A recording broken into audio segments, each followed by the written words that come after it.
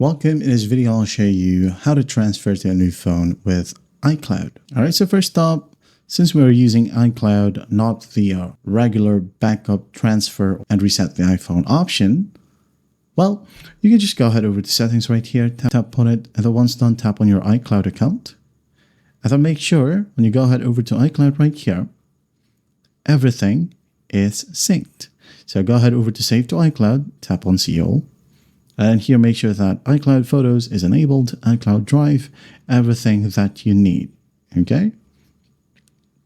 And once that's done, go ahead and go back, tap on iCloud Backup right here, tap on it, and then just enable Backup this phone, and then tap on Backup Now. Now this one right here comes in handy if you already have enough iCloud storage to back up your whole phone. All right.